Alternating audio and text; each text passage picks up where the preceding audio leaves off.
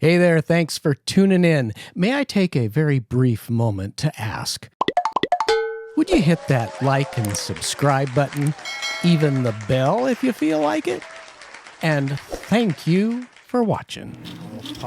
You're part of a few fraternities, and I gotta say, solo sailing, which if you're a sailor, and that was my favorite thing to do, was to single hand on the Columbia River. I never crossed an ocean with crew, let alone by myself. And that is still, to me, amazing. And you've done it a few times. Yeah. How many times have you crossed the Atlantic? 4 times now. 4 times.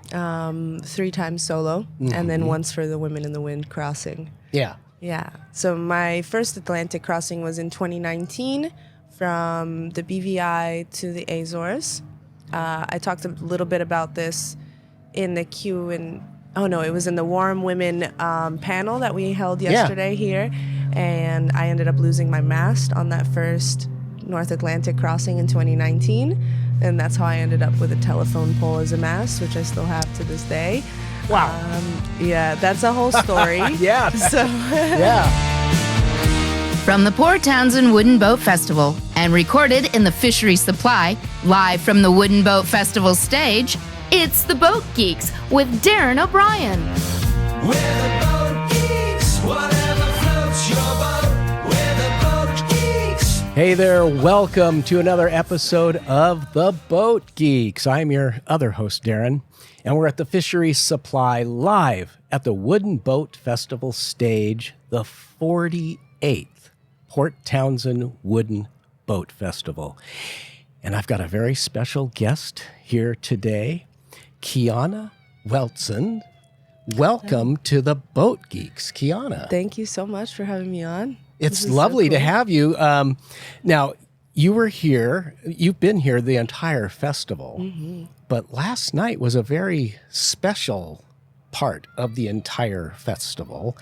And that was the screening of your film, Women and the Wind. How did that go last night? It was incredible. First of all, we're super, super happy to be here and honored. It's such a special festival, and keeping these traditions alive, I think it's very important, and it's something that I try to do in my work as well. And so, seeing so many people turn out for the film last night was incredible. The line was absolutely insane. So thank you all to everyone. There's just been a buzz That's all so cool. weekend, Yeah. building up to that. And as I mentioned to you, I am so excited to talk to you. I did a little bit of background research. I watched the trailer for the documentary film, and my jaw was down. I imagine myself being water, a drop flowing in harmony with a space as vast as the ocean. Big enough to hold rage, intensity, peace, and all that makes us whole.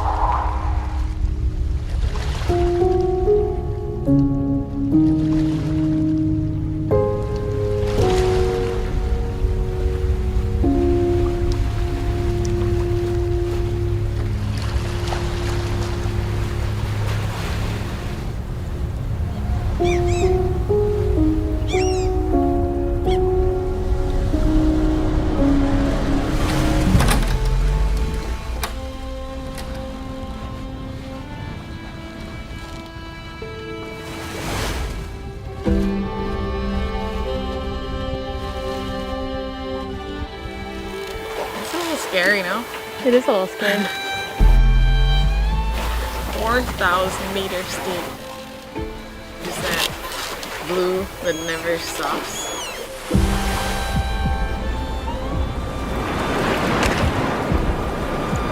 I think we have to take the sail down. Let it go somewhere. Alright.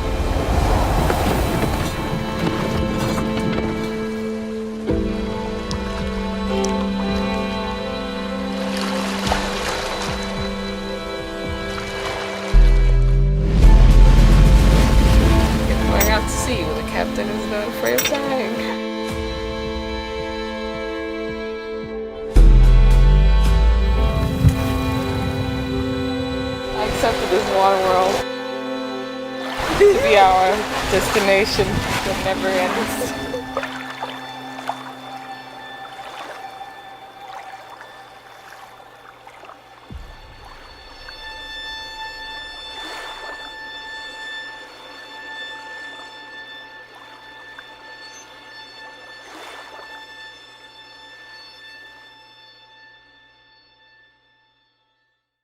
You're like an adventurer. You're a solo sailor. You're a filmmaker, and you're running a foundation, the Women in the Wind Foundation. And you live in Brazil most of the time? The boat's there now. The boat's so- there? Mhm. Okay. Yeah.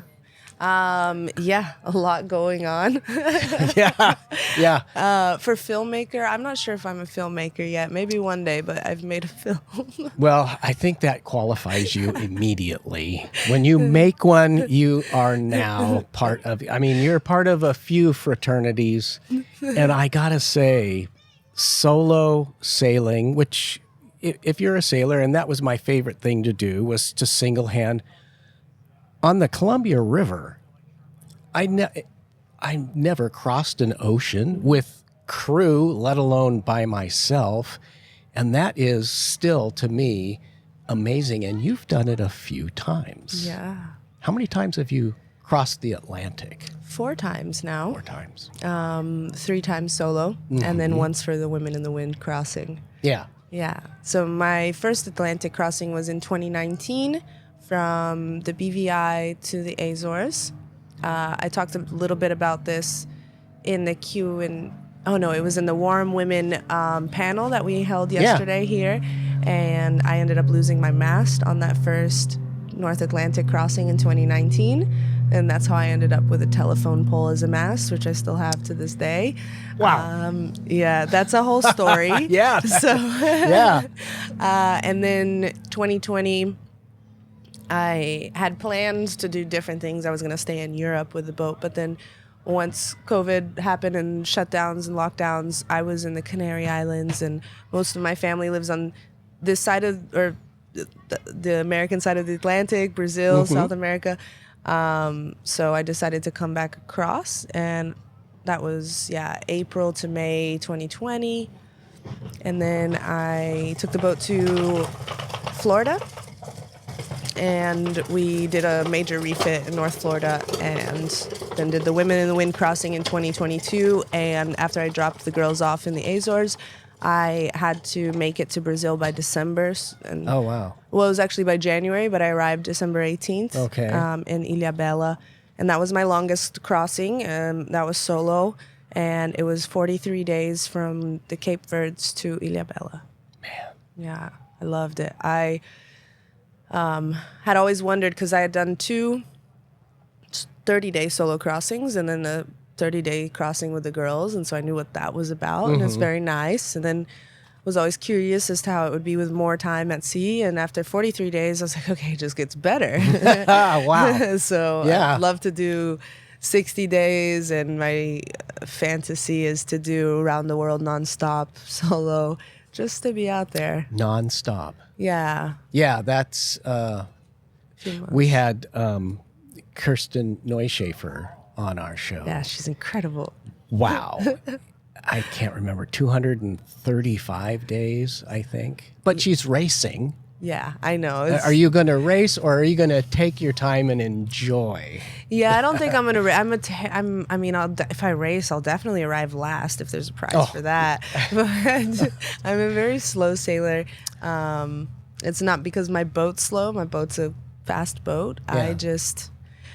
I don't want to stress, so I Yeah. don't mind going slow. Yeah. Lay in bed reading my books, and yeah. I have a friend who likes to say, remember, it's recreational boating. Yeah. It's not, we're not doing this because we're getting paid. Well, some people do. Yeah. But no, that makes total sense. And you were part of the Wharram panel, and Hanukkah Boone was here with us. I can't even remember, the days are a blur. A couple days ago.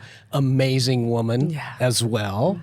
And there are a lot of people, especially in the United States, In fact, I had a friend from Whidbey Island yesterday. He owned a 50-foot privilege catamaran in the Virgin Islands for years.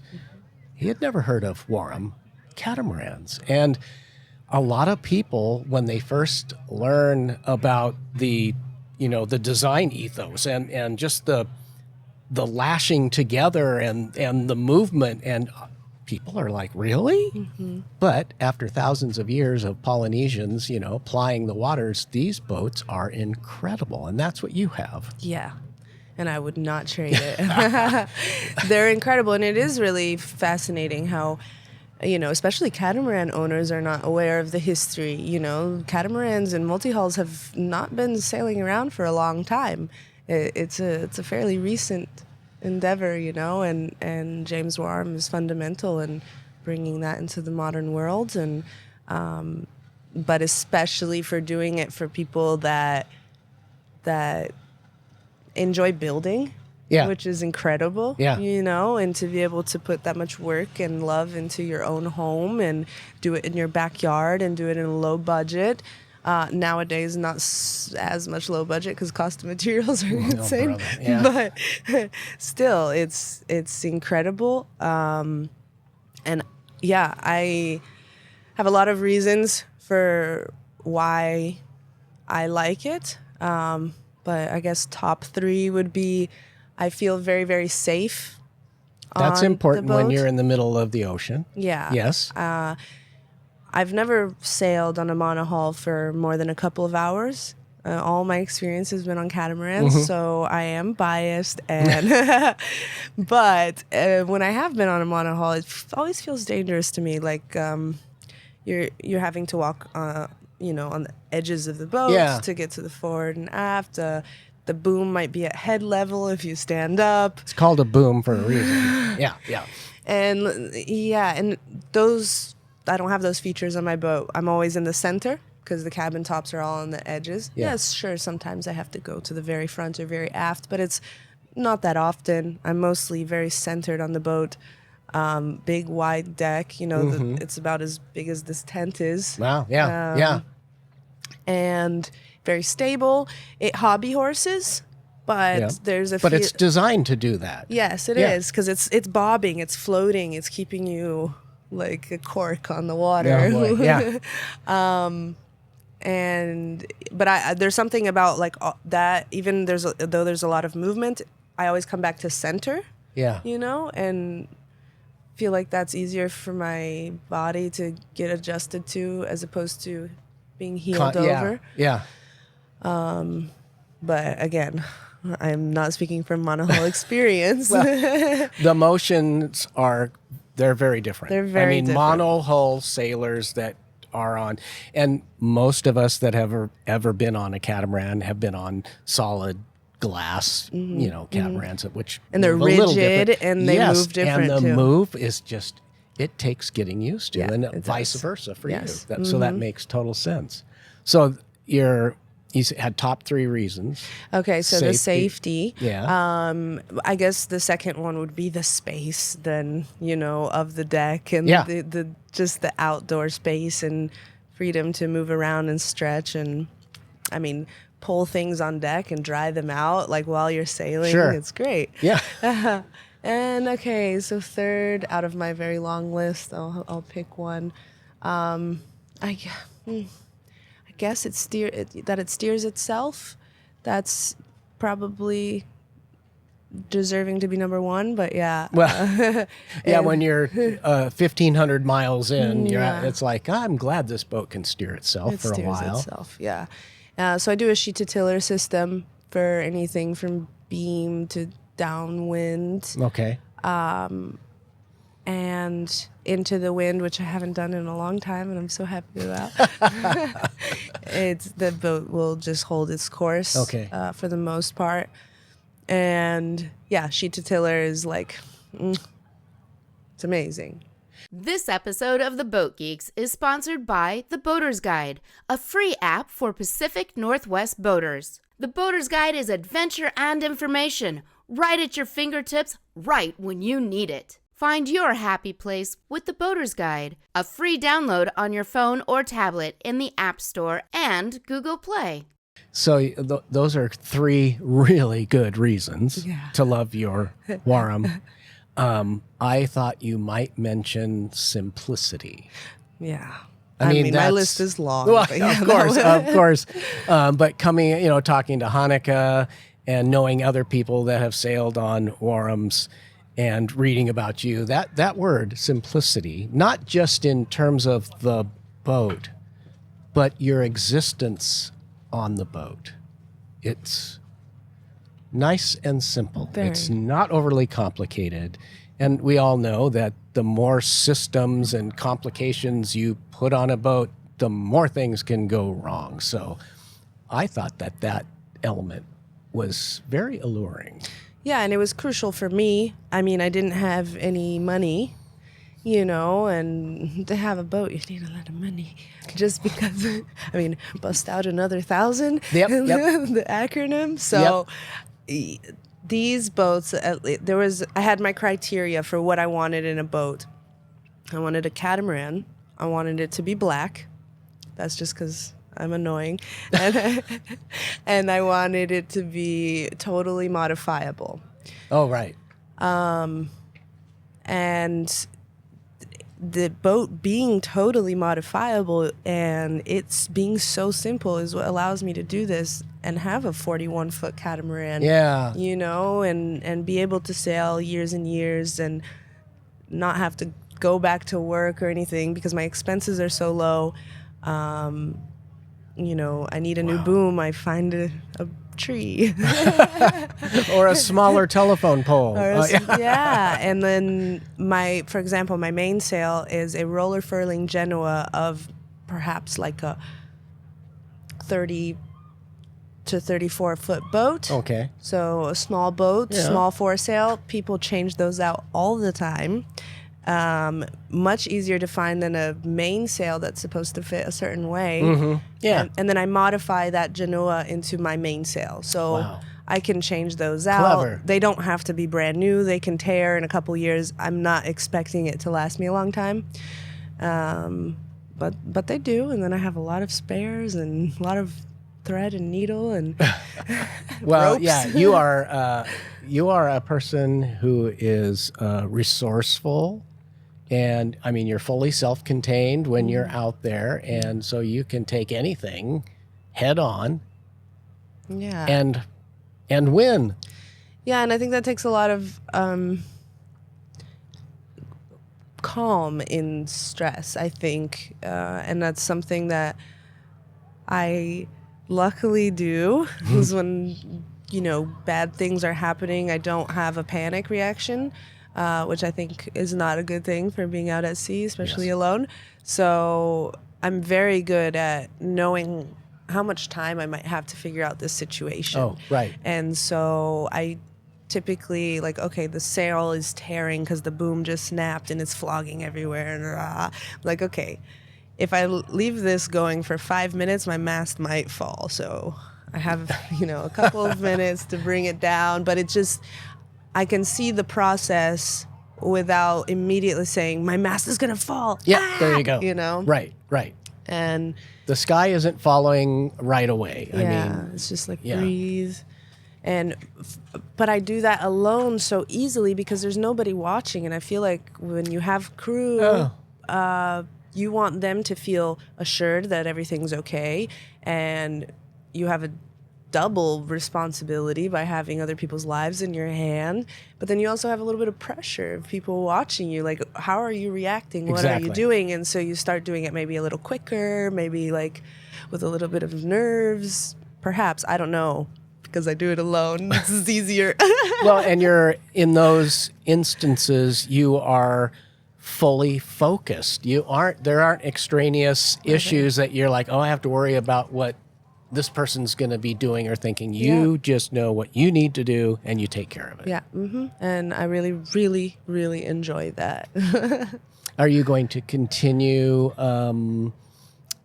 this solo sailing lifestyle for as long as you can, do you think? Or At the moment, I have to be a little bit in one place, or at least not at sea for a long period of time, just because I want to go out there with no connection. And I can't disappear for 30 days. People would kill me right now.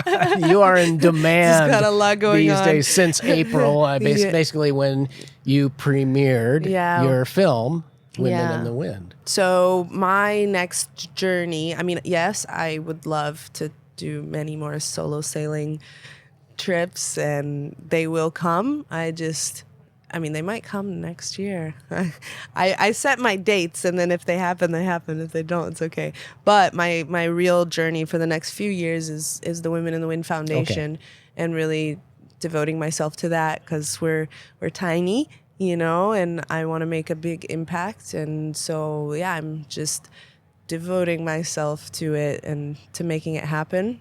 We have 50% of the film's profits staying in the foundation, to be able to support our programs and eventually grants and lots of good things. And 100% of all the merch of the film, the posters and bags and stuff, that stays in the foundation as well. And we are launching, right now we're working on an ambassador program. We've got a handful of really amazing ambassadors, a couple of them here at the booth with us over the weekend, which is great. And just developing that program to see how we can be of best service to up-and-coming crazy adventure projects led by really cool women. And next year we will be launching a mentorship program, which will also be our free to the public sort of thing. And we will lead throughout the course of a year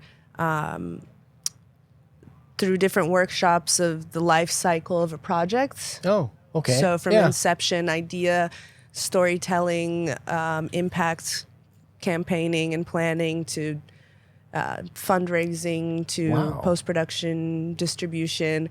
And right now, obviously, we have a lot more experience with the film side, but I would like the foundation to really cover all forms of art, because I think art is the most meaningful way to present change, or to help people see things in a different way, because everyone can interpret it however they'd like, and your messaging can be subtle and beautiful, and it sticks even if it's not very apparent, and it does make a difference.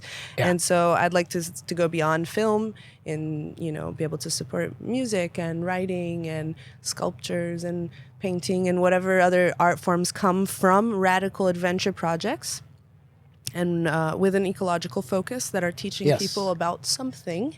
And also that can vary.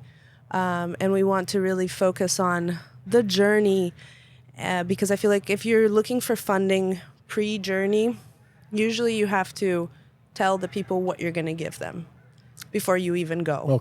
And say, I'm going to come back with a movie.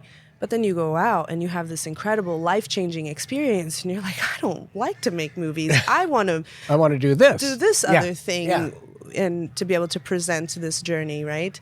So we don't want to limit people by them having to tell us what their outcome is going to be, and really support the journey part and the art. I love that. That's really cool. Thank you. Yeah, it's because it's those things, crossing the Atlantic, rowing across the Atlantic. We've got a lot of ambassadors that are rowing. They're crazy. And whatever it is that you might be doing that's high risk and that might be new to you, it's life-changing. So why should you know how you're going to feel afterwards, or what you're going to want to do? So did you have this vision that you've just described eloquently before you set out with your crew on your expedition? I mean, you were doing scientific studies and so forth. Was that a goal, or did it come from the trip? The foundation itself came from our difficulty in fundraising. And I mean, Lerke would make these beautiful proposals, and we'd have our budget laid out and what we're going to do, and blah, blah, blah, and sent them out to people, and we'd get good good feedback, but no interest in financial support. And I assume it's because we had nothing to really show for it. Like, we had never made another film before. Yeah. I had sailed, but I hadn't produced anything from it. Okay.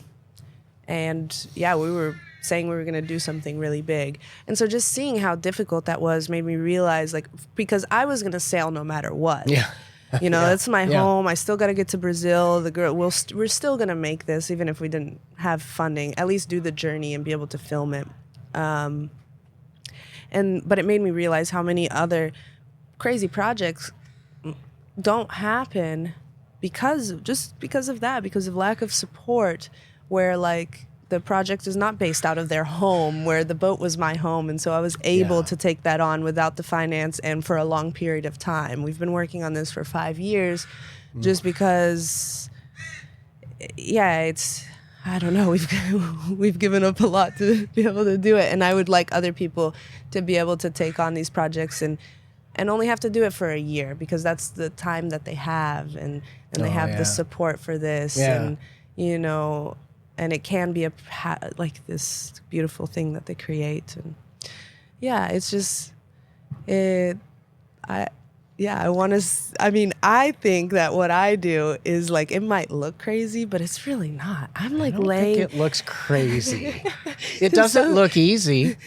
But it is. I mean, maybe it looks difficult, but I'm really laying in bed for 30 days. You know, the movie was only an hour and a half. But really, I'm just laying in bed. And I mean, rowing across the Pacific or the Atlantic, that's insane. And so that really blows my mind. It inspires me, and I can't wait to see all the crazy projects and stories and adventures we're able to support through the foundation. Wow. That sounds so big. But I'm like, what did I do? I know. You're probably, Did I bite off too much? No, I totally see it. Yeah. We meet people here. We had Jordan Hansen, who was part of many rowings across the Atlantic, and other solo racers, circumnavigators, and so forth.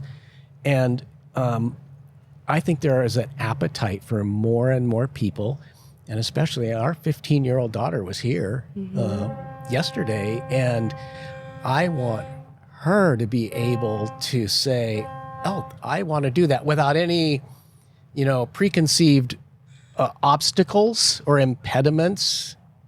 Yeah. And so what you're paving the way, along with women in boat building, some of the people we've talked to, you guys are really doing the work now so that this next generation, and even the generation that exists now, can get out there and do these big things. Yeah, I hope so. I hope to be a little bit of a part of that.